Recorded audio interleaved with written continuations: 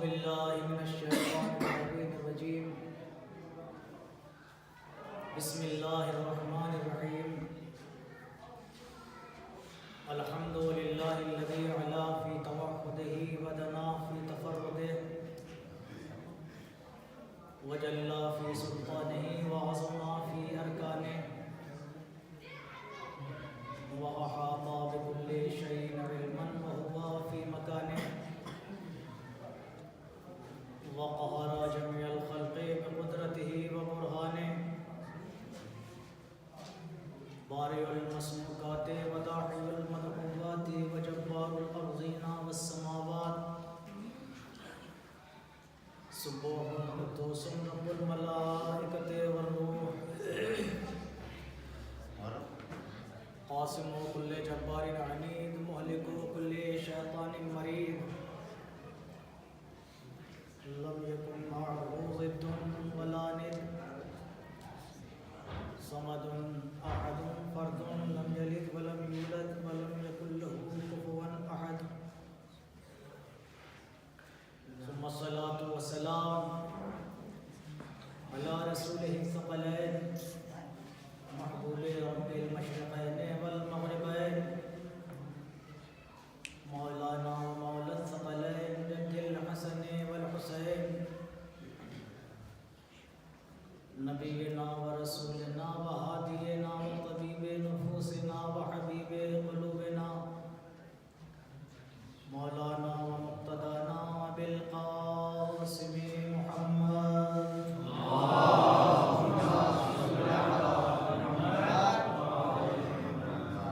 وعلى آل بيته الطيبين الطاهرين المعصومين المظلومين الذين أذهب الله عنهم الرجس وطهرهم تطهيرا.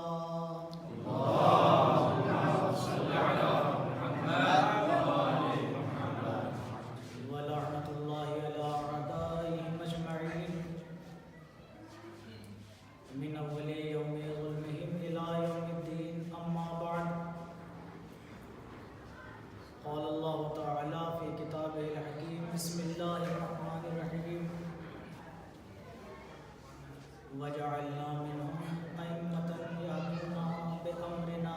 صلوات محمد وعلى محمد کے عظمت ہو.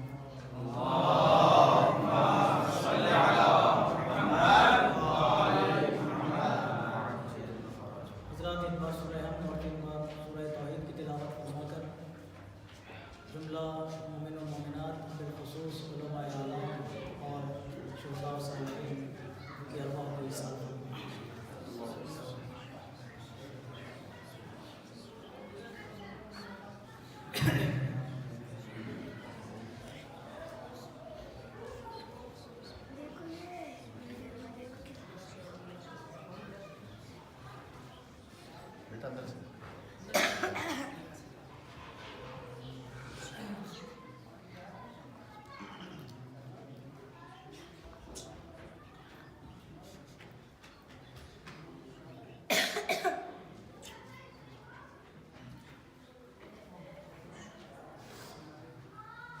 صلوات پڑھیں محمد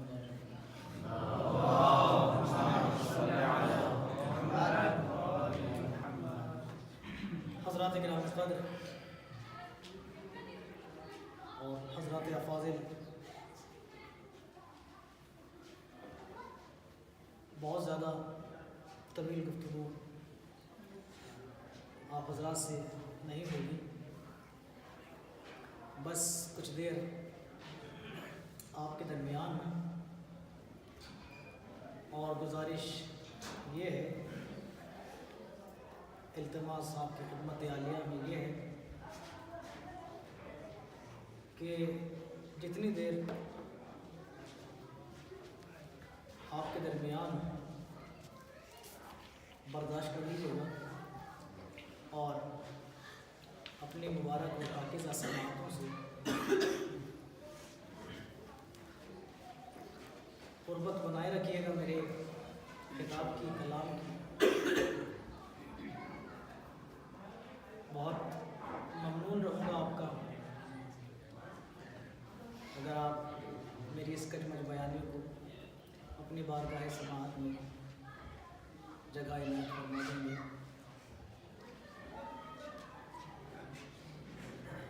آج شب 3 رجب المرجب ہے،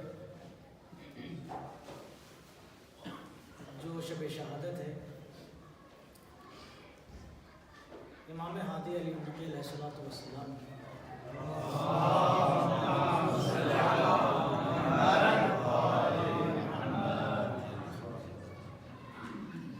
میں نے آپ کی شہادت جانکاہ کی مناسبت سے منعقد کی گئی اس مجلس کے لیے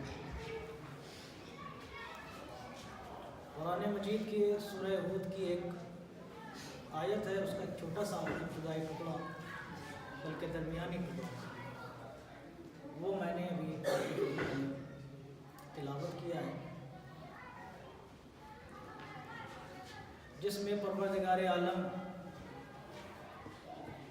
ایک اٹل فیصلہ اور اپنی مشیت اور اپنی رضا کا اعلان فرما رہا ہے۔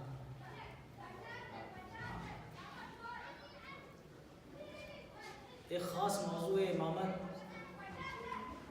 کے حوالے سے پروردگار اس آیت میں اعلان فرماتا ہے کہ دیکھو، ہم نے ان میں سے بعضوں کو امام قرار دیا ہے، اور وہ امام ایسے ہیں کہ یہدونا بامرنا، کہ جو اپنی خواہشات نفسانی کے اسیر نہیں ہیں، جو اپنے مائلان قلبی کے پیرو نہیں ہیں، بلکہ وہ اسی طرح ہدایت کرتے ہیں کہ جس طرح ہم چاہتے ہیں۔ وہ ویسے ہی راہ دکھاتے ہیں جیسے ہماری مشیت ہوتی ہے، اور اس کی وجہ یہ ہے کہ وجعلناہم، ان کو ہم نے بنایا ہے۔ توجہ چاہیے، وجہ یہ ہے، سبب یہ ہے کہ وہ ہماری ہی مشیت کے مطابق اپنی زندگی گزارتے ہیں، اور دوسروں کی زندگی میں روشنی بھی ہمارے ہی حکم سے اور ہماری ہی مشیت کے مطابق بھرتے ہیں، کیونکہ ہم نے بنایا ہے انہیں۔ وہ دنیا کے بنائے ہوئے یا خود ساختہ امام نہیں ہیں۔ خدا نے اس پہلے ہی فقرے میں یہ بحث بھی ختم کر دی کہ امام کون ہوتا ہے، جو ایک جانی مانی اور مسلم بات ہے، جو اس آیت سے نکل کے سامنے آتی ہے کہ امام کا انتخاب دست مشیت میں ہے۔ امام جب آئے گا تو اللہ کی طرف سے بن کے آئے گا، امام جب آئے گا تو اللہ کی مشیت کا آئینے دار بن کے آئے گا، امام جب آئے گا تو حکم کردگار کے مطابق آئے گا، امام جب آئے گا تو اس جگہ سے آئے گا جس جگہ پر وحی الہی کی ہوائیں چل رہی ہوں۔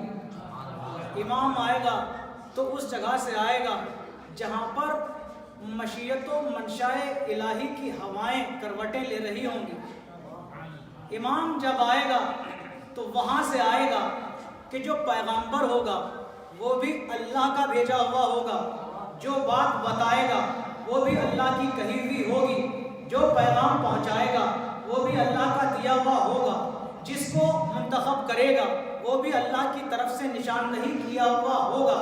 یہ چیز ہمیں غدیر میں ملی، علی کو مولا بنایا۔ علی وہ ہے کہ جس کی نشاندہی خود خدا نے فرمائی۔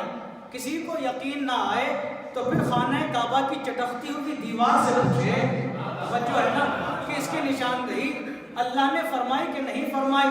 اور پھر یا ایھا الرسول بلغ کا وہ پیغام خداوندی چیخ چیخ کے آواز دے رہا ہے کہ امام وہی ہوگا جو مشیت الہی کے تحت بنے گا اور رسول کی زبان سے بنے گا، مگر رسول اپنی زبان سے اپنے ہاتھوں کے اوپر اٹھا کر بنا کر دکھائیں گے تو، لیکن رسول کو بھی اتنا اختیار نہیں ہوگا کہ جسے چاہیں اس کا بازو پکڑ کے بلند کر دیں، جسے چاہیں اس کو اٹھا کے دکھا دیں۔ نہیں، رسول کو بھی پابندی کرنا ہوگی اس بات کی کہ جسے ہم چاہتے ہیں اسے اٹھانا ہوگا، جیسے ہم چاہتے ہیں ویسے دکھانا ہوگا، جس طرح ہم چاہتے ہیں ویسے بتانا ہوگا، اور اگر ہماری مشیت کے مطابق بتائے ہوئے پیغام میں سرے منہ بھی کوئی انحراف ہوا، کوئی کجی ہوئی، کوئی نقص ہوا، تو پھر اے رسول تم نے یہ نمازیں پہنچائیں، تم نے یہ روزے پہنچائے، تم نے یہ حج دکھایا، کر کے دکھایا لوگوں کو، تم نے پتھر کھائے، تم کانٹوں پر چلے، تمہارا خون بہا، تم پتھروں کے انبار میں دبا دیے گئے، تم نے طرح طرح کی تکلیفیں اٹھائیں، سب تمہاری یہ تمام جانفشانیاں، تمہاری یہ محنتیں، تمہاری یہ عرق ریزیاں ساری برباد ہو جائیں گی، ساری غارت ہو جائیں گی اگر تم نے ہمارے بنائے ہوئے اصول سے ہٹ کے ذرا بھی خلافت کے بارے میں اپنی مرضی کا اظہار کیا۔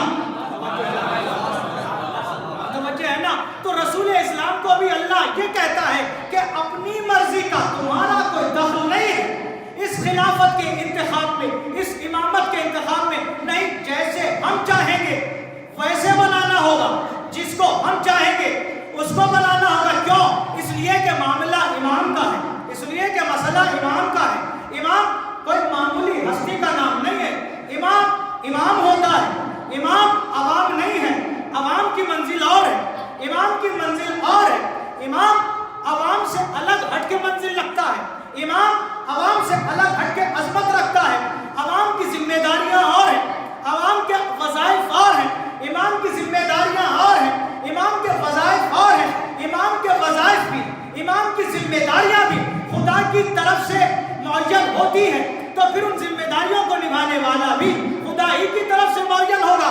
امام کوئی معمولی ہستی کا نام نہیں ہوتا، امام چونکہ خدا کا امین باوفا ہوتا ہے، امام چونکہ کبریا کا ناموں سے باحیا ہوتا ہے، امام معمولی ہستی کا نام نہیں ہوتا، امام جو ہے وہ ایک ایسی ہستی ہوتی ہے کہ جس کے ارد گرد کائنات کی یہ چکی گردش کرتی ہے، وہ ایک قطب کی حیثیت رکھتا ہے، اگر وہ اپنے مدار سے ذرہ برابر بھی ایک لہجے کے مانند، ایک لہجے کے لیے بھی اگر وہ ادھر سے ادھر ہوا تو پھر یہ کائنات کی چکی اپنے مدار پر گردش نہیں کر سکتی۔ اس لیے اللہ نے کہا امام وہ ہوگا جسے ہم بنائیں گے، امام اس طرح بنے گا جس طرح ہم چاہیں گے، اس لیے کہ یہ امام کی منزل ایسی ہے کہ یہ امام کی منزل عوام کی منزلوں سے بہت بلند ہے۔ امام کی منزل وہ ہے کہ اس کی معرفت بھی ہمارے لیے دشوار ہے، امام کی ذات حقیقت، امام کی کنہ حقیقت کا اگر ہم ادراک کرنا چاہیں تو پھر ہم اسے ادراک کا پابند نہیں بنا سکتے، اسے ہم اپنے فہم و ذہن اور ذکا کی دور میں مقید نہیں کر سکتے، اس لیے کہ امام اس سے بہت ماورا شے کا نام ہے۔ امام اسے کہتے ہیں کہ جب اس کی راہ معرفت میں سفر کیا جاتا ہے تو وہ اتنا دشوار گزار ہوتا ہے کہ بڑی بڑی عقلیں گم ہو جاتی ہیں، افکار مفلوج ہو جاتے ہیں، اذہان پراگندہ ہو جاتے ہیں، اوسان خطا ہو جاتے ہیں، حواس باختہ ہو جاتے ہیں، شعور منتشر ہو جاتے ہیں، طیور خیالات کے پر ٹوٹ کے بکھرنے لگتے ہیں، اور ذہنیات کے گماشتے اپنی نارسائی کا مرثیہ پڑھنے لگتے ہیں، آنکھیں پتھرا کے واپس لوٹ کے آ جاتی ہیں، ارے فکریں تھک کے بیٹھ جاتی ہیں۔ امام کی منزل وہ ہے کہ عظما پست ہو جاتے ہیں، حکما حیران رہ جاتے ہیں، علماء قاصر رہ جاتے ہیں، خطبہ ششدر رہ جاتے ہیں، شعراء حیران رہ جاتے ہیں، علماء قاصر رہ جاتے ہیں، شعراء عاجز رہ جاتے ہیں۔ سلامات تو پڑے محمد والے محمد کی عظمتوں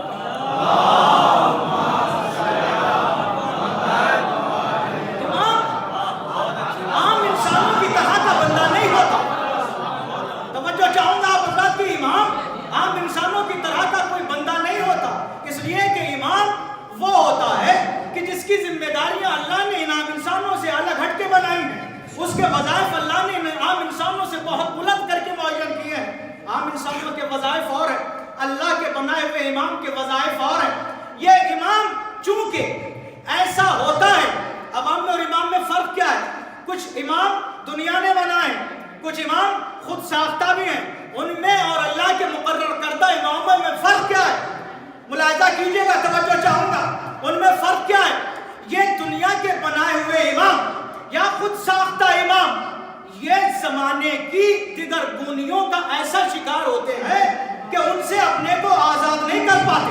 توجہ چاہوں گا، مگر اللہ کا بنایا ہوا امام وہ ہوتا ہے کہ جو پرآشوبی زمانہ کا شکار نہیں ہوتا، اس کی قید میں نہیں آتا، وہ زمانے کے حالات کو اس حیثیت سے نہیں دیکھتا کہ ان کا اسیر ہو جائے، بلکہ وہ زمانے کو اپنا اسیر بناتا ہے، بلکہ وہ حالات کو اپنے پیچھے چلنے پر مجبور کر دیتا ہے۔ امام بہت بڑی ہستی کا نام ہوتا ہے۔ امام وہ نہیں ہوتا جو حالات سے گھبرا کے بہانہ بنانے لگے، جو دیگرگونی حالات کا شکوہ کرنے لگے، جو کبھی اپنی کمزوری کو چھپانے کے لیے خرابی حالات کا بہانہ بنائے۔ امام، اب اس کو واضح کرنے کے لیے تھوڑا سا اشارہ کرتا چلو، امام اسے نہیں کہتے کہ جب وہ حالات خراب ہو تو ان کو بہانہ بنائے، کسی بڑے بہادر کو دیکھ کے رسول کے کہنے پر یہ کہہ کے انکار کر دے، یا رسول اللہ یہ تو اتنا بڑا بہادر ہے کہ ان کے بچے کو ڈھال بنا کر ہزاروں سے اکیلا مقابلہ کرتا ہے، ہم اس کے مقابلے میں کیسے جائیں؟ کیوں حالات کی دیگرگونی کا بہانہ اللہ کا بنایا ہوا امام نہیں کرتا؟ توجہ چاہتا ہوں، یہ ہے دنیا کے خود ساختہ امام کہ خرابی حالات کا بہانہ بنایا، اور وہ ہے اللہ کا بنایا ہوا امام کہ ابھی رسول نے اس سے کہا بھی نہیں، ابھی ایک مطلق حکم ہے کوئی جو جائز کتے کے مقابلے میں؟ تاریخ نے امام کا فرق واضح کر دیا، دنیا کا بنایا ہوا امام اس کی بھی قلعی کھول کے رکھ دی، اللہ کا بنایا ہوا امام اس کی بھی عظمت سامنے اشکار کر دی۔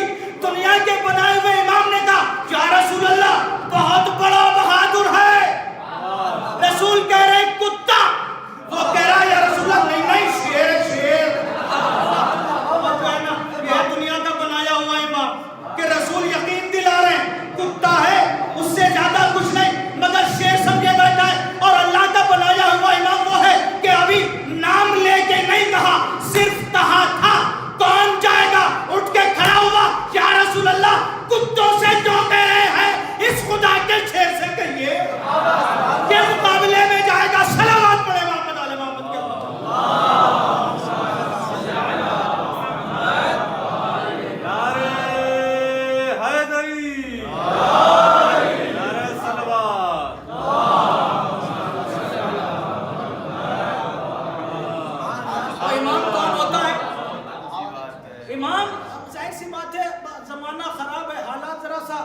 اپنے فیور میں نہیں ہے تو آگے رسول اللہ سے کہہ دیا یا رسول اللہ کیا کرتے، لشکر بھاگ آیا تھا اکیلے کیسے لڑتے؟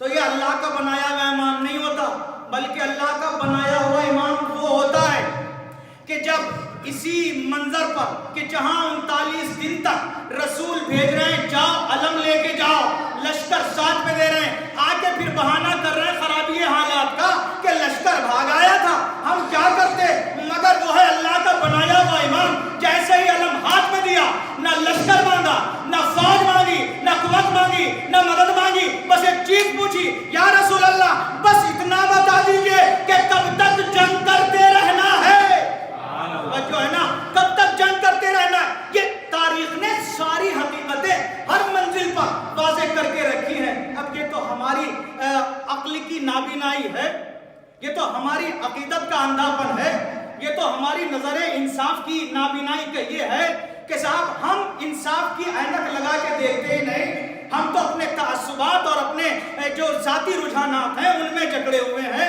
صاحب وہ ہمارے والے ہیں، صاحب وہ اپنے بزرگ ہیں، ان کو امام ہونا چاہیے تھا، نہیں عزیزان محترم، امام وہ نہیں ہوتا جو بگڑے ہوئے حالات سے گھبرا جائے، امام وہ ہوتا ہے کہ جو بگڑے ہوئے حالات کو اس طرح موڑے کہ اسے اپنا پیروکار بنا دے۔ امام کبھی بھی ان بگڑے ہوئے حالات کا کبھی نہ شکوہ کرتا ہے نہ شکایت کرتا ہے. اس لیے توجہ چاہوں گا، اس لیے کہ اللہ امام کو ایسی صلاحیت اور ایسی لیاقت دے کے بھیجتا ہے کہ زمانہ اس کے قدموں پہ آ کے جھکنے پر مجبور ہو جاتا ہے. وہ زمانے کے قدموں پر نہیں جھکتا. اللہ اس کو ایسی لیاقت اور ایسی صلاحیتیں دے کے بھیجتا ہے کہ زمانہ چاہے جیسا ہو، حالات چاہے جیسے ہوں، ماحول چاہے جیسا ہو، وقت چاہے جیسا ہو، ظروف چاہے جیسے ہو، وہ کبھی شکایت نہیں کرتا، وہ کبھی بہانہ نہیں کرتا. بلکہ جو اللہ کا بنایا ہوا امام ہوتا ہے تو وہ اگر زمانے کے بگڑے ہوئے حالات میں دیکھتا ہے تب بھی ظلمت قدائے کفر کے پردوں کو وہ اپنے نور ایمانی کی کرنوں سے چاک چاک کر کے دم لیتا ہے. جو ہے نا، جو اللہ کی طرف سے بنایا ہوا امام ہوتا ہے حالات سے گھبراتا نہیں، بلکہ وہ اگر کسی صحرائے جہالت کی لامتناہی وسعتوں کو دیکھتا ہے تو پھر وہ اس میں اپنے علم کے دریا بہا کے اس صحرا کو پانی پانی کر دیتا ہے.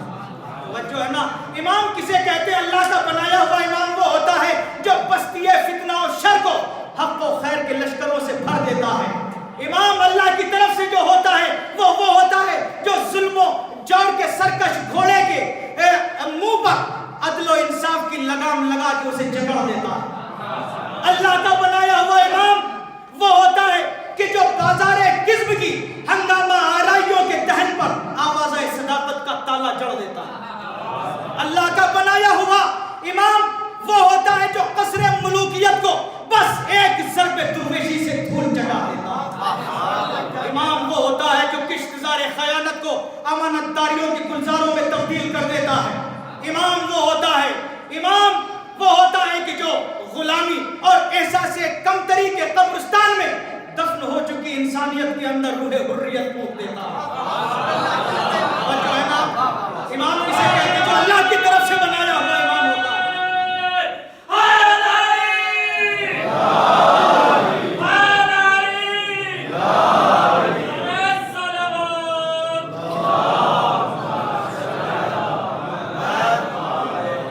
اللہ کی طرف سے بنایا ہوا امام وہ ہوتا ہے کہ جو ذخیرہ اندوزی کی اندھیری راتوں میں انفاق کے جگنو چمکا رہا ہے.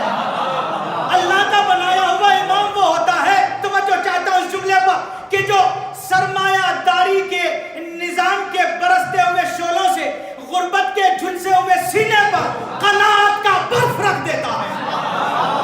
جو اللہ کا بنایا ہوا امام ہوتا ہے وہ ہوتا ہے کہ جو کنبہ پروری کے برستے ہوئے شعلوں میں فصل مساوات کے لیے سائبان بن جاتا ہے.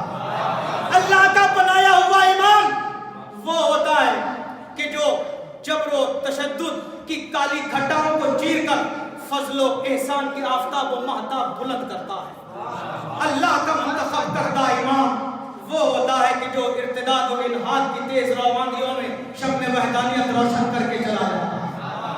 اللہ کا بنایا ہوا امام وہ ہوتا ہے کہ جو منافقت کے مومی محل کو اور اس کے مومی پہاڑ کو اپنے خورشید اخلاص سے بگڑا کے رکھ دیتا ہے. اللہ کا بنایا ہوا امام وہ ہوتا ہے کہ جو ہوا و ہوس اور لالچ کی خزاں کو وہ جود و سخا کی باد بہاری میں تبدیل کر دیتا ہے. اور اپنے کلام کا ماحصل جملہ کہہ کے بات کو آگے بڑھاتا ہوں. خلاصہ کلام نچوڑ کے اس آخری جملے میں توجہ چاہوں گا. امام کون ہوتا ہے جس کو اللہ امام بناتا ہے؟ مختصر یہ سنیے کہ اللہ جسے امام بناتا ہے وہ اس صلاحیت کا مالک ہوتا ہے کہ پنجے ابلیسیت میں پھنسی ہوئی ضمائر اور اذہان کو شعور آدمیت عطا کر کے جاتا ہے. ایک صلوات پڑھے محمد علی محمد کی عظمتوں پر.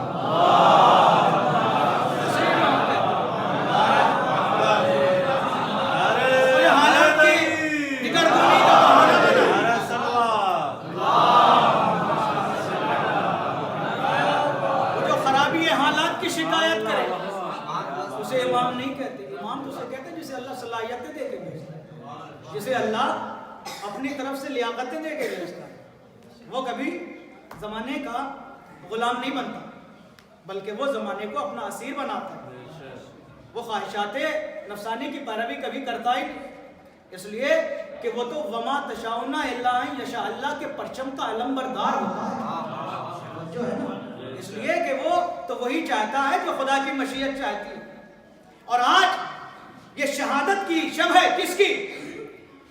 اسی اللہ کے مقرر کردہ اور منتخب کردہ ایک سلسلہ امامت کی 10ویں کڑی کی شہادت کی تاریخ. میں نے اسی لیے اس آیہ امامت کا انتخاب کیا تاکہ میں آپ کی خدمت میں اب ان کے فضائل کا کما حق ہوں. حق تو ادا فرشتے نہیں کر سکتے.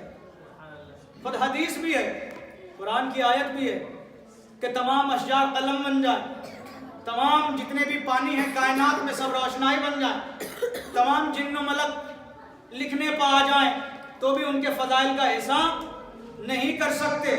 ثنا تو ان کی فرشتوں کی دسترس میں نہیں، خدا نبی کے علاوہ کسی کے بس میں نہیں. توجہ ہے نا، خدا نبی کے علاوہ کسی کے بس میں نہیں. تو کما حق کہو، ہم ان کی ثنا کا حق ادا نہیں کر سکتے.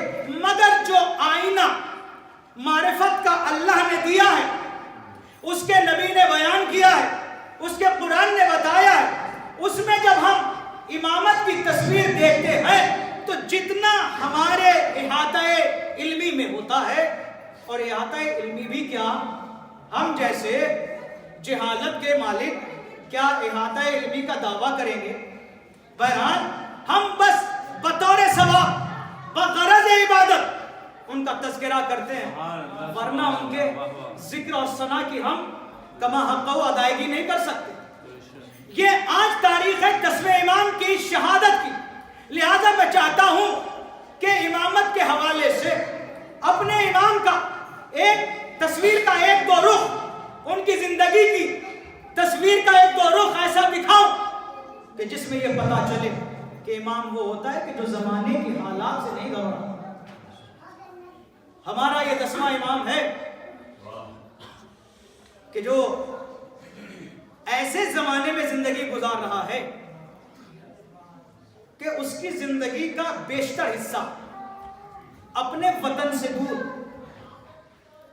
دشمن کی چھاونی میں گزرا، دشمن کے تحت نظر آپ کی زیادہ تر زندگی کا حصہ گزرا، اور وہ بھی اتنی سختی اور اتنی تنگی کے عالم میں کہ امام کے اوپر ایسے جاسوسوں کا پہرا بٹھایا گیا تھا کہ کون امام سے ملنے آتا ہے، کون امام کے پاس کیا لے کے آتا ہے، امام کس کو کیا کہتے ہیں، ساری خبریں حاکم وقت کو ہوتی رہیں.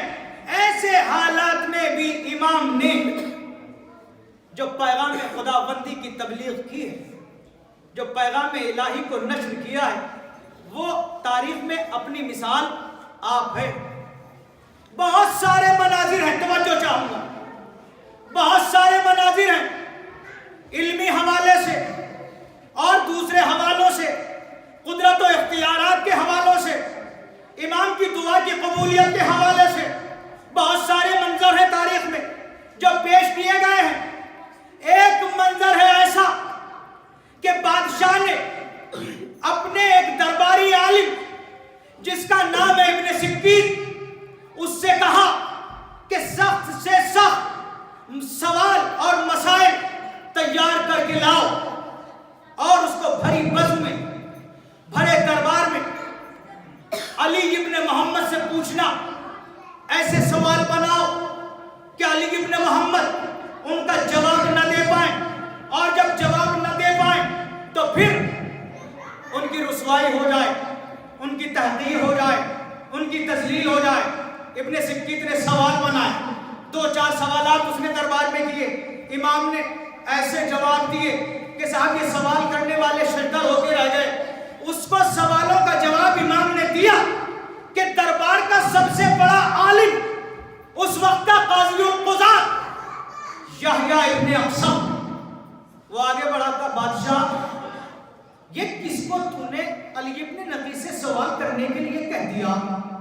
یہ کیسے کیسے سوال لایا؟ ارے علی ابن نقی کو دعوت دے، علی ابن محمد کو دعوت دے، ان کے سامنے میں سوال رکھوں گا. میں دیکھتا ہوں وہ کتنے علمی پانی میں توجہ چاہتا ہوں.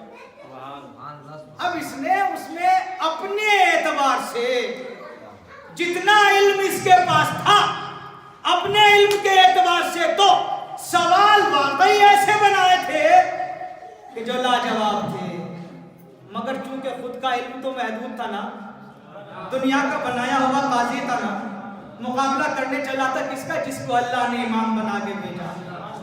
اما دنیا نے تمہیں قاضی بنایا ہے تو تمہارا علم دنیا سے سیکھا ہوا ہے، اس کی ایک حد ہے، اور یہ علی ابن محمد جو ہے یہ اللہ کا بنایا ہوا امام ہے، لامحدود کا بنایا ہوا امام ہے، تو لامحدود نے اسے علم بھی تو لامحدود دیا ہوگا۔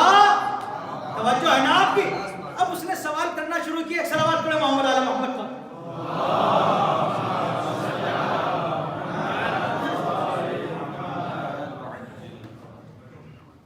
اس نے بہت سارے سوالات کیے تھے، میں ایک دو سوالات آپ کی خدمت میں عرض کروں اور اس سے میں کچھ ایسے مطالب جو مجھے بیان کرنا مقصود ہے وہ بھی آپ کی پیش خدمت کرتا چلوں، کیونکہ کچھ مسائل بھی آج کل اس دنیا میں، مثلا ایک تو یہی بہت بڑا مسئلہ، اور اس ممبر پر آ کے صاحب امامہ وہ کہتا ہے کہ امام کی تو دعائیں قبول نہیں ہوتی، عوام کی تو عوام کی بتائیے کہ ضروری نہیں کہ آپ دعا کر رہے ہیں تو دعا قبول ہو جائے۔ اس نے امام کا ایک واقعہ بھی پیش کیا کہ دیکھیے امام نے دعا کر دی اور قبول نہیں ہوئی۔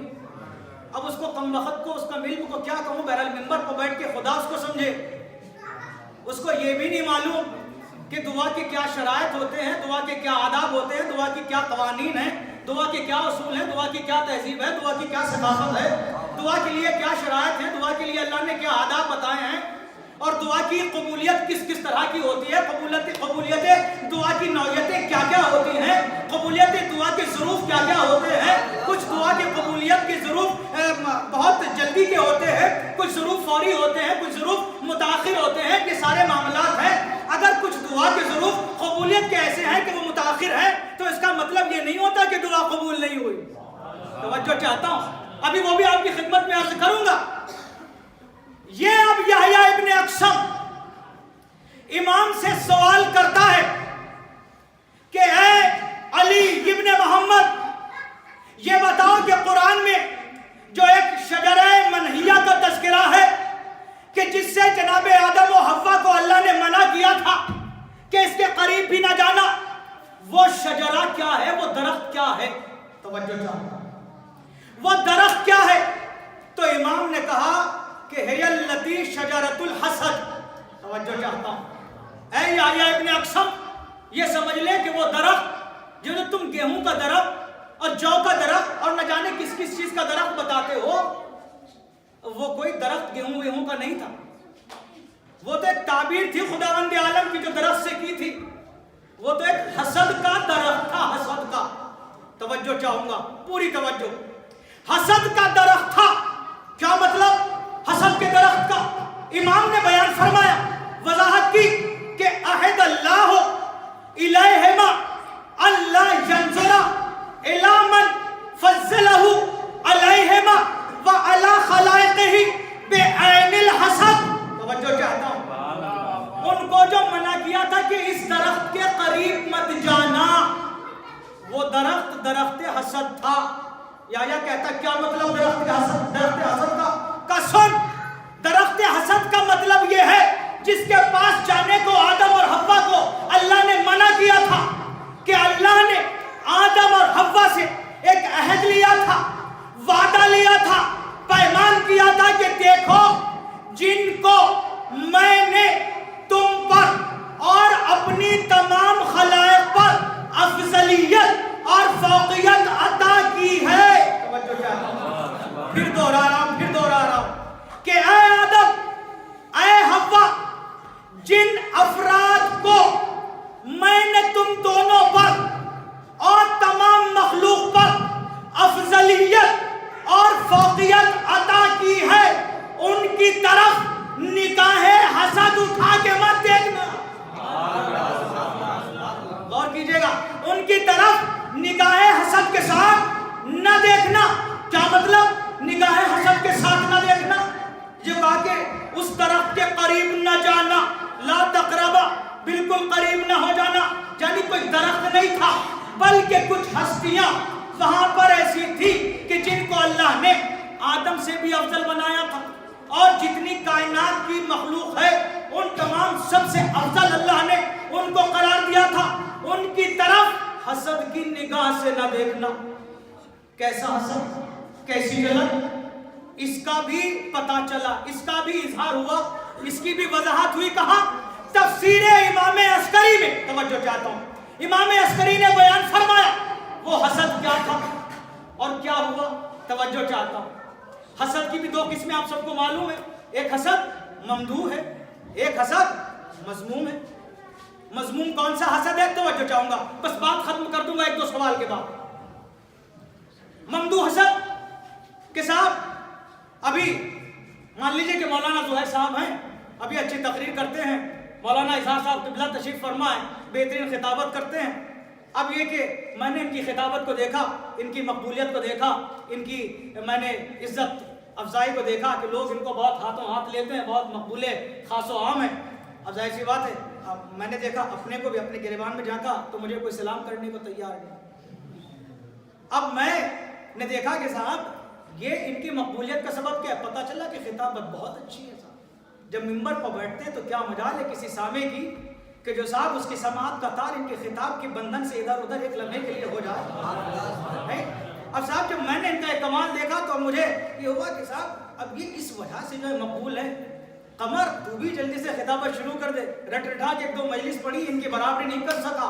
اب کیا ہوا, اب بیٹھا صاحب دو لوگوں کو پکڑ کے, ارے صاحب کس کی بات کر رہے ہیں, ارے وہ تو صاحب میں نے تم کو لکھ کے دیا تھا, ارے وہ پہلا پرانا میرا تو کیا آتا ہے. اب یہ کرنے لگا, میں دو چار آدمی بیٹھ کے صاحب ان کی برائی کرنے لگا.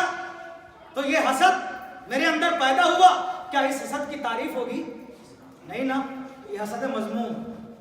مگر ذرا سے کسی نے مجھے سمجھایا کہ نہیں صاحب, قمر صاحب ایسا نہیں کرتے, کسی کی برائی نہیں کرتے, آپ کو ان کے برابر جانا ہے تو ذرا محنت کریے. اب میرے دل کا جذبہ بدلا, اب میری سوچ بدلی.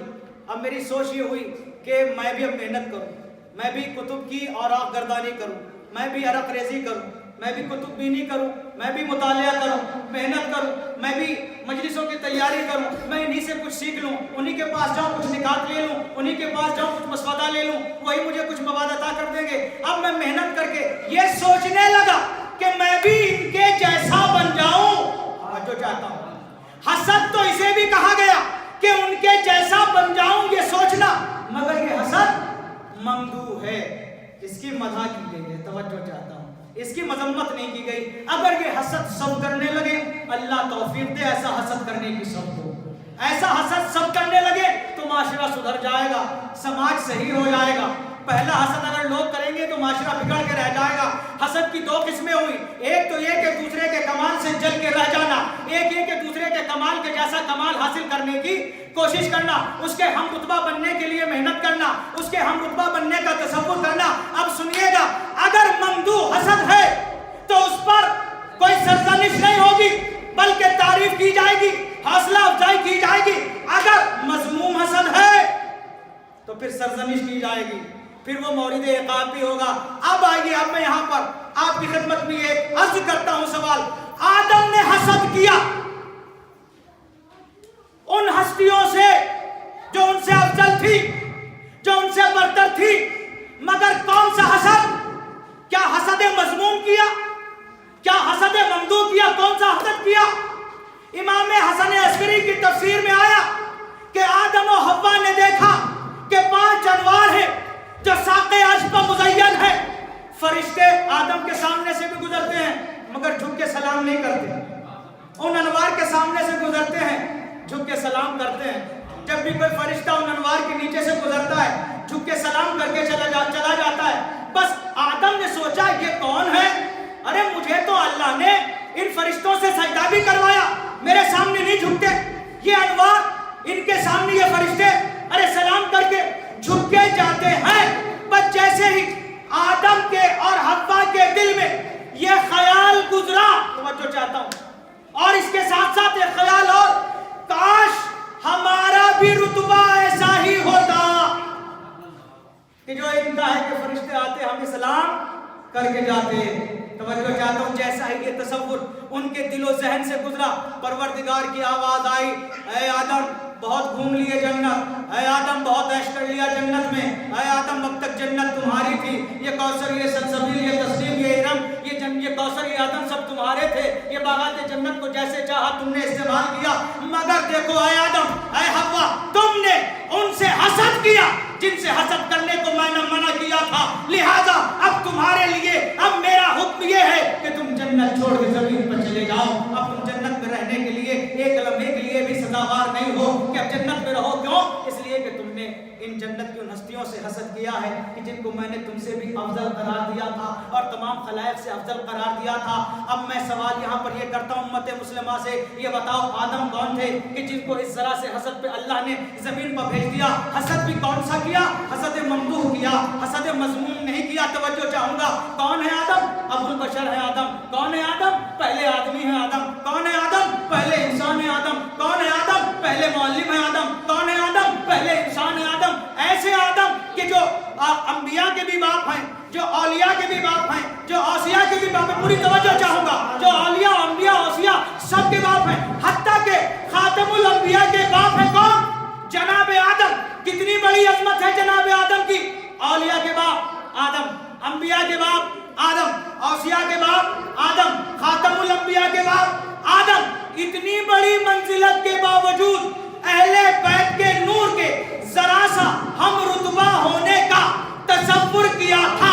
اللہ نے کہا تمہاری ساری تکریم ختم, جنت چھوڑو, زمین پر جاؤ. توجہ چاہوں گا, زمین پر جاؤ. پھر دوہرا دوں, کون ہے آدم؟ کائنات کے باپ ہے آدم. اب جملہ کہنے کو جی چاہتا ہے, پوری توجہ چاہوں گا. آخری مجمع کی آخری فرد تک آدم کون؟ کائنات کے باپ. ارے مسلمانوں, اب تو ہوش کے ناخن لے لو کہ جب اللہ نے آدم کے جو کائنات کے باپ ہیں اہل بیت سے حسد ممدوح کرنے پر ان کی عزت نہ رکھی, تو پھر جو کائنات کا یہ باپ تھا اس کی عزت نہ رکھی, تو پھر جو چند خود ساختہ مومنین کی امی جان ہے, اگر وہ اہل بیت سے بغض رکھے تو اللہ ان کو کیسے جنت میں داخل کرے؟ صلوات پڑھ دیں محمد آل محمد کی عظمت پر. اللہم صلی علی محمد وآل محمد. اے نبی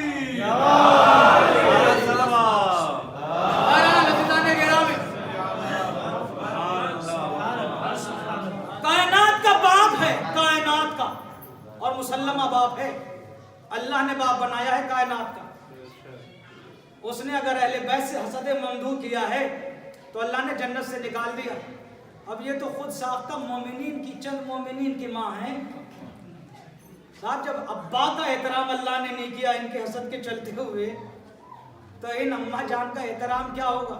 ایک صلوات پڑھیں محمد آل محمد کی عظمت.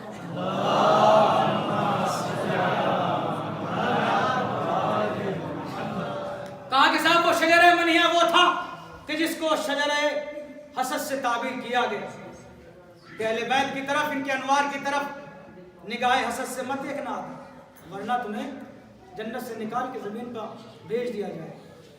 کہا اچھا ٹھیک ہے, اب یہ بتائیے کہ وہ جو سجدہ تھا یعقوب نے کیا تھا اپنے بیٹے کو یوسف کو, وہ سجدہ کیا تھا؟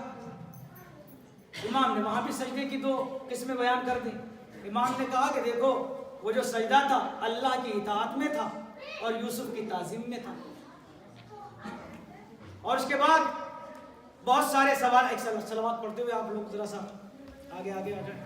اللہم صلی علی محمد وآل محمد. اللہم صلی علی محمد وآل محمد. اللہم صلی علی محمد وآل محمد. قصاب وہ ایک سجدہ ایک تھا, مگر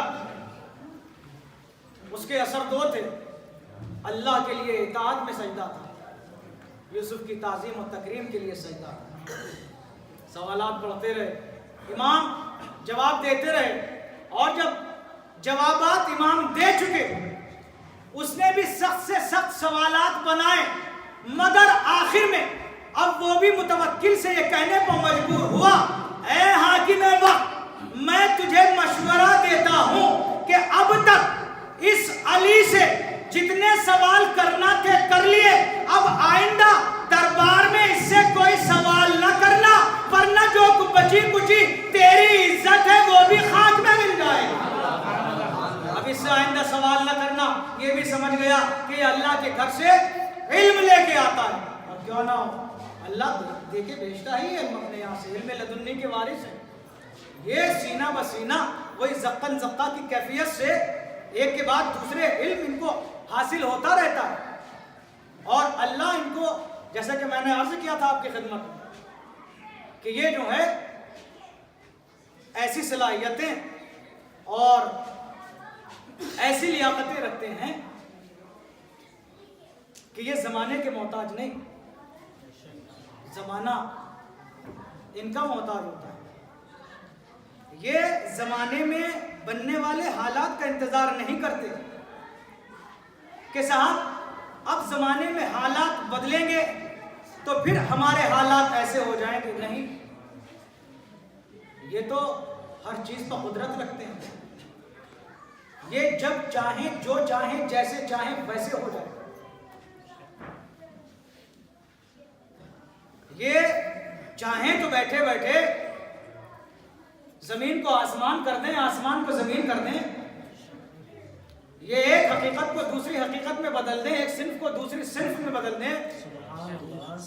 اب لوگوں کو ان کی اسی صلاحیتوں پر جو ہے اعتراض ہوتا ہے کہ صاحب یہ بات کہ صاحب ان کے اندر اتنی صلاحیتیں ہیں کہ صاحب حقیقتوں کو بدل دیتے ہیں۔ اعتراض ایک صاحب نے خود ہم سے کیا، ایک عالم دین، بہت بڑے عالم دین کے بیٹے، وہ کہتے ہیں کہ صاحب ایک ذاکر کا تذکرہ کرے تو انہوں نے بہت اچھی مجلس پڑھی، مگر ایک چیز میں آ کے گڑبڑ کر دی۔ ہم نے کہا کیا ہوا؟ کہا انہوں نے یہ پڑھ دیا کہ امام حسن نے ایک عورت، جو ایک مرد جو تھا اس کو عورت بنا دیا۔ تو ہم نے کہا اس میں کیا ہوا؟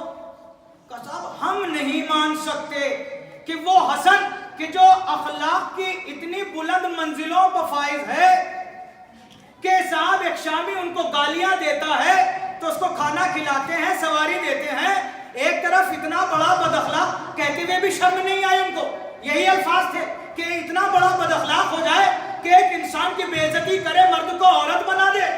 ہم نے کہا صاحب بس یہیں پہ آپ کے علم کی قلعی کھل گئی، پتا چل گیا کہ آپ نے قرآن کتنا پڑھا ہے، پتا چل گیا آپ نے حدیث کتنی پڑھی۔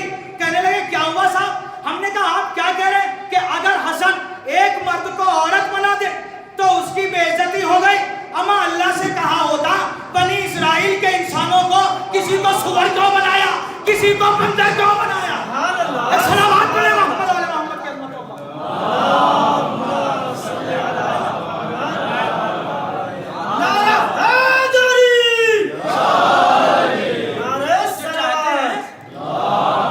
لوگ کہتے ہیں کہ دعا قبول نہیں ہوتی، نہیں دعا، ارے دعا میں سمجھتا ہوں شاید دعا کا موضوع حقیقتاً ان کے یہاں موضوع جو وہ منتفی ہے، یہ تو دنیا کو دکھانے اور تعلیم کے لیے دنیا کی دعا کرتے ہیں، وگرنہ جس کے لیے اللہ نے وما تشاؤون الا یشاء اللہ کہہ دیا، پھر اسے دعا کرنے کی ضرورت رہ جائے؟ ارے دعا کہتے کسے ہیں؟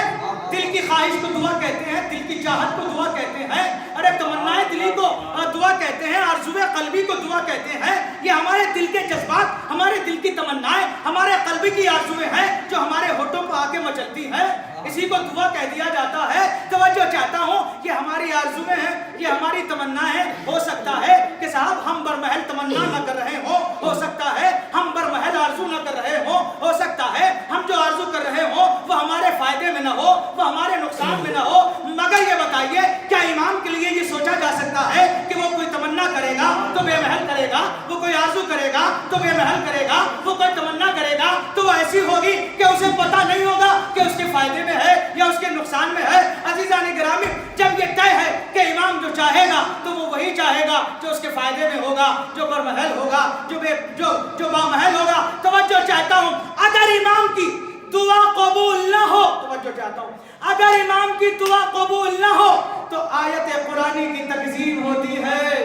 توجہ توجہ چاہتا ہوں، اس لیے کہ خدا پہلے کہہ چکا وما تشاؤون الا ان یشاء اللہ، کہ یہ جو بھی چاہیں گے وہی چاہیں گے جو خدا چاہتا ہے۔ اب تو طے ہو گیا نا، یہ جو بھی دعا کریں گے تو وہ دعا وہی ہوگی، وہ چاہت وہی ہوگی جو خدا کی مشیت میں پہلے سے گزر چکی ہوگی،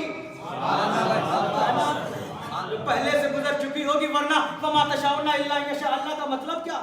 اب یہ تو سمجھنے والے کی بات ہے کہ صاحب وہ دعاؤں کے ظروف کو نہیں سمجھتا، اس کے قبول ہونے کے معاملات کیسے، نوعیتیں کیا ہیں۔ امام علی نقی کی 2 دعائیں جلدی جلدی آپ کی خدمت میں عرض کر کے اور 2 نوعیتیں دعا کی بتا کے آگے بڑھوں، تاکہ اس معترض کو، اس کم فہم کو پتا چل جائے کہ دعا کی قبولیت کی نوعیتیں کیا کیا ہوتی ہیں۔ توجہ چاہوں گا، ارے امام کے صحابی ابو ہاشم جعفری نے کہا کہ مولا بغداد سے آپ کے پاس آتا ہوں، بہت پریشانی ہوتی ہے سفر میں، روز روز آپ کی خدمت میں نہیں آ پاتا، یہ کمزور سا گھوڑا ہے میرے پاس، یہ چل بھی نہیں پاتا۔ امام نے ایک جملہ کہا کہ ان اللہ قواک وقوا برزونک، توجہ چاہتا ہوں، اللہ تم کو بھی طاقت دے، اللہ تمہارے اس گھوڑے کو بھی طاقت دے۔ بس امام کا یہ دعا کرنا تھا کہ اسی دن کے بعد سے اب یہ ابو ہاشم جعفری جب چاہتے تھے صبح بغداد میں نماز پڑھتے تھے، ظہر پیچھے آ کے سامرا میں امام کے پیچھے پڑھتے تھے، جب چاہتے تھے مغرب امام کے پیچھے پڑھتے تھے، صبح جا کے بغداد میں پڑھتے تھے، کوئی پریشانی نہ ہوئی، فوراً امام کی دعا نے جامع قبولیت پہنا اور جناب ابو ہاشم جعفری کو بھی طاقت ملی، ان کے گھوڑے کو بھی طاقت ملی۔ اور یہی امام ہے کہ ایک اصفہان کا ایک شخص ہے جو امام کے مذہب سے تعلق نہیں رکھتا، امام کو جانتا بھی نہیں، وہ اپنے کچھ مسائل لے کے ایک وفد کے ساتھ دربار میں پہنچا، متوکل کے وقت سامرا، اور اس کے بعد اس نے خود اس کا بیان ہے کہ ہم دربار میں باہر دروازے کے کھڑے تھے، اپنے انتظار میں تھے کہ ایک شخص لایا گیا ہے گھوڑے پہ سوار، اور وہ بالکل اس طرح اپنی نظر جو ہے گھوڑے کی عیال پہ ٹکائے ہوئے کہ ادھر ادھر نہیں دیکھتا، اور 2 رویا مجمع کھڑا ہے، دائنی طرف بھی مجمع، بائیں طرف بھی مجمع، اور وہ کہتا ہے کہ ہمیں اتنا پتا چلا کہ اس شخص سے کچھ بادشاہ کو مواخذہ کرنا ہے، کچھ اس سے باز پرس کرے گا۔ اب یہ کہتا ہے کہ اس کو دیکھ کے نہ جانے کیوں میرے دل میں اس کی محبت جاگ اٹھی، جیسے وہ آئے تو میں نے جب ان کو دیکھا تو دل میں نے ایک اللہ سے دعا کی کہ اللہم سلم ہو من بطش المتوکل۔ توجہ چاہتا ہوں، یہ کہتا ہے کہ میں نے بس دل میں دعا کی، دل میں دعا کی، اور دل میں دعا کی میں نے، اور وہ سوار بڑھتا رہا آگے، اور جیسے ہی وہ سوار بالکل میرے مقابل آیا تو ابھی تک تو میں دیکھ رہا تھا کہ اس کی نظر اپنے گھوڑے کی گردن پر بس ٹکی ہوئی تھی، جیسے میرے قریب آیا، میرے بالکل مقابل آیا تو اس نے میری طرف گردن اٹھائی اور کہا کہ استجاب اللہ دعا، اللہ نے تیری دعا کو قبول کر لیا۔ صلوات تو پڑھے محمد علی محمد، کہ اللہ صلوات پڑھے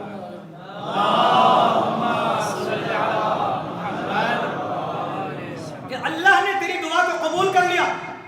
کہتا کہ مجھے بہت تعجب ہوا، اور ابھی یہ تعجب کے سمندر میں غرق ہی تھا، ہوتے ہی کھا رہا تھا کہ یہ کہتا ہے کہ وہ ہستی اندر گئی، اور جب کچھ دیر کے بعد واپس آئی تو ہم لوگ باہر کھڑے تھے، تو اس نے مجھ سے کہا کہ اے شخص، اللہ تیری عمر کو طویل کرے گا، تیرے مال میں برکت دے گا، تجھے کثرت اولاد عطا کرے گا۔ توجہ چاہتا ہوں، یہ امام کی دعا کی میں نوعیت بتا رہا ہوں کہ دعا کی قبولیت کی بھی نوعیتیں ہوتی ہیں۔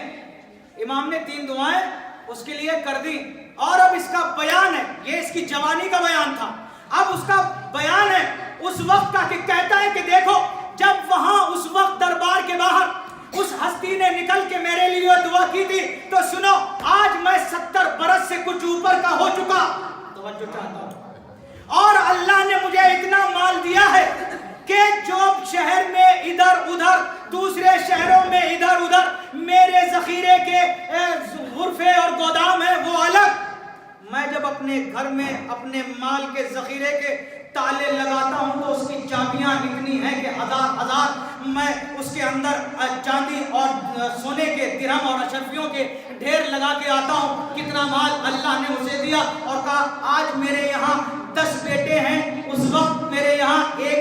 سوچا نہیں تھا. اب میں اس نادان مولوی سے پوچھنا چاہتا ہوں, مولا نے 2 دعائیں کی ہیں, ایک دعا ابو ہاشم جعفری کے لیے کی تھی, ایک دعا اس شخص کے لیے کی تھی. وہ دعا وہاں پر اس کے گھوڑے کی طاقت کے لیے کی تھی, ابو ہاشم جعفری کی طاقت کے لیے کی تھی. نوعیت یہ تھی کہ اسی وقت دعا قبول ہو جائے. اس دعا کا ظرف ہی ایسا تھا کہ اسی وقت قبول ہو جائے.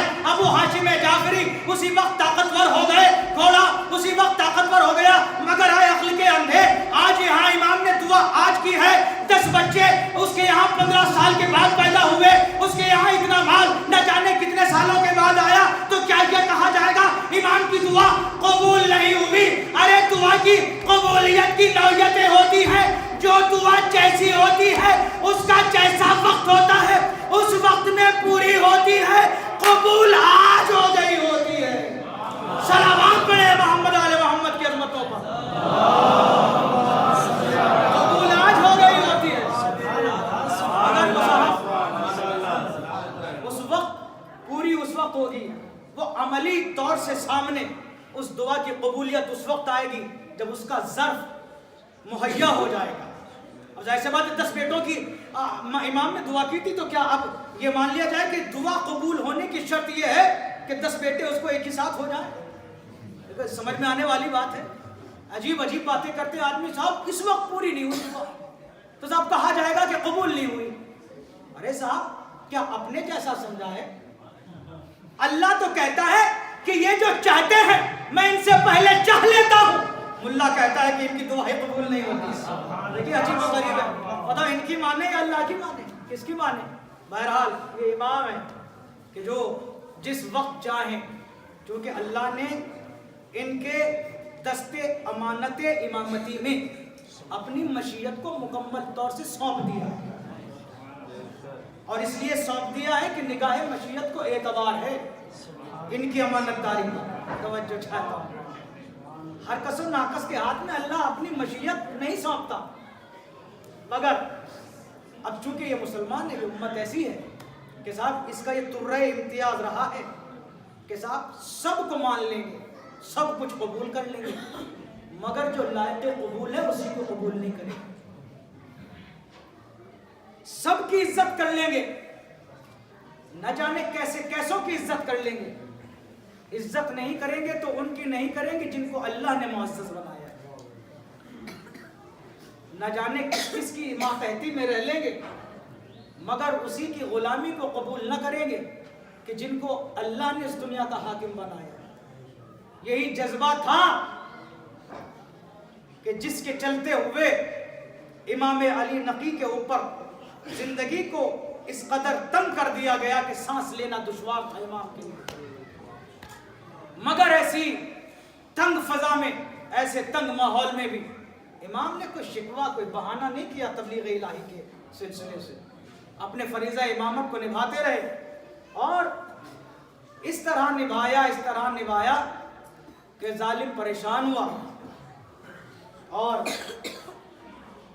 معتصم نے جب یہ دیکھا کہ اتنا تنگ دائرہ حیات کرنے کے بعد بھی ہمارا مقصد پورا نہیں ہو رہا ہے, کہا کہ ان کو اس دنیا ہی سے ہٹا دیا جائے. اسی جذبے کے تحت اس نے امام کو زہر دیا. امام کے بدن میں زہر سرایت کرنے لگا, اور امام کے بدن پر جب زہر کا اثر ہوا, امام حسن عسکری علیہ السلام اپنے بابا کے سرانے ہیں, چاہنے والے اور دوسرے صحابی ہیں جو امام کے سرانے ہیں. امام کا گھر ماتم کدا بنا ہوا ہے, امام ابھی دنیا سے رخصت نہیں ہوئے ہیں کہ مگر گھر میں ماتم برپا ہونے لگے, ناؤ شیون کی آوازیں بلند ہونے لگی کہ امام نے اس دنیا سے اپنی آنکھیں بند کر. اور عزادارو امام حسن عسکری کے اوپر بہت بڑا غم ہے. عالم غربت میں باپ کا سایہ سر سے اٹھ گیا. ابھی باپ کا بھی جوانی کا سینہ 44 سال کا سینہ امام کا, کہ جس میں امام دنیا سے رخصت ہو گئے, اور امام حسن عسکری علیہ السلام بھی 27 یا 28 یا اور 24 یا 25 برس کا سینہ امام حسن عسکری علیہ السلام کا. امام حسن عسکری نوجوانی کا عالم, باپ کا جوانی کا عالم دنیا سے سدھار گئے. امام حسن عسکری کو بہت بڑا غم ہوا امام حسن عسکری جب جنازہ برآمد ہوا ہے ان کے والد محترم کا تو عجیب ان کے اوپر غم و الم کے آثار نمایاں تھے کہ امام کی آستینیں پھٹی ہوئی تھی، آپ کا گریبان چاک تھا، آپ کے بال بکھرے ہوئے تھے. ارے اعتراض کرنے والوں نے یہاں بھی امام کو اعتراض کیا مگر یہ نہ سمجھا کہ امام کو اتنا بڑا غم ہے. امام کے باپ کا سایہ امام کے سر سے اٹھ رہا ہے، بہت بڑا غم تھا. لوگ امام کو سنبھال رہے تھے، امام کے بازو پکڑ کے چل رہے تھے، امام کو دلاسا دیتے جا رہے تھے. اللہ کے جنازہ رکھا گیا، شارے پر امام نے نماز جنازہ پڑھائی اپنے باپ کی. امام کی آنکھوں سے زار زار آنسو بہ رہے ہیں، امام زار زار گریہ کر رہے ہیں، امام ضبط گریہ نہیں کر پا رہے ہیں، امام سر و سینہ پیٹ رہے. میں کہوں گا اے میرے آقا، اے امام حسن عسکری، آپ کے اوپر بہت بڑا غم کا پہاڑ ٹوٹا ہے. آپ کے باپ اس دنیا سے چلے گئے، آپ کو حق ہے کہ گریبان چاک کر لے، آپ کو حق ہے کہ آستین اپنی چاک کر لے. امام سر و سینہ پیٹ لیجئے. امام آپ نے سر و سینہ پیٹا، آپ نے ماتم کیا، آپ نے نوحہ کیا، آپ کو آگے لوگوں نے تسلی دی، مولا آپ کو تشفی دی گئی. ارے ذرا آگے کربلا میں اپنے جد نامدار سید الساجدین سے ذرا پوچھئے ان کے دل پر کیا گزر رہی ہوگی کہ ان کے بابا کا لاشا چلتی رہتی پر زخموں سے چور بے گور و کفن پڑا ہوا ہے. بیٹا چاہتا ہے بابا کو کفن دے دے، بابا کی لاش کو چھپا دے، مگر اتنا مجبور، ہاتھوں میں ہتھکڑی ہے، پیروں میں بیڑی ہے. اگر باپ کے اوپر نوحہ بھی کرنا چاہتا ہے تو شمر کا تازیانہ لہراتا ہے. سید سجاد کی پشت پا کے لگتا جزاکم ربکم اجرکم اللہ. آزاداران مظلوم کربلا، اے آزاداران امام علی النقی، آپ غصہ دیجئے امام علی نقی کا، امام حسن عسکری کو. مگر امام حسن عسکری کی خدمت میں دست ادب چھوڑ کے اتنا بھی عرض کر دیجئے مولا آپ کو آپ کے والد کا پرسہ، مگر ہم آپ کو سید سجاد کا بھی پرسہ دیں گے. ارے ان کی بھی غم کی وہ کیفیت نہ بیان کی جا سکتی ہے، نہ سنی جا سکتی ہے کہ انہیں اپنے بابا کے جلتی ریتی پر بے گور و کفن پڑے رہنے کا کتنا ملال تھا. ارے اس کا اندازہ اس وقت ہوا کہ جب چوتھے امام کا وقت شہادت قریب آیا اور امام کے بدن میں بھی زہر اثر کرنے لگا. امام نے جب دیکھا سید سجاد نے کہ میرا وقت آخر قریب آ گیا، اپنے بیٹوں سے کہا اے میرے بیٹوں مجھے بستر سے اٹھا کر زمین پر لٹا دو. امام باقر نے کہا بابا آپ کا آخری وقت ہے، زمین پر کیوں لیٹنا چاہتے ہیں؟ امام نے کہا بیٹا باقر، ارے مجھے میرے بابا کا چلتی ریتی پر پڑا ہوا لاشا یاد آ گیا. کوئی کفن دینے والا نہیں تھا. کربلا کی ریت خاک کے ذرات تھے جو میرے بابا کے لاشے کا کفن بن رہے تھے. سيعلم الذين ظلموا أي منقلب ينقلبون. ألا لعنة الله على القوم الظالمين. إنا لله وإنا إليه راجعون. ومن بقضائه تسليما لأمره.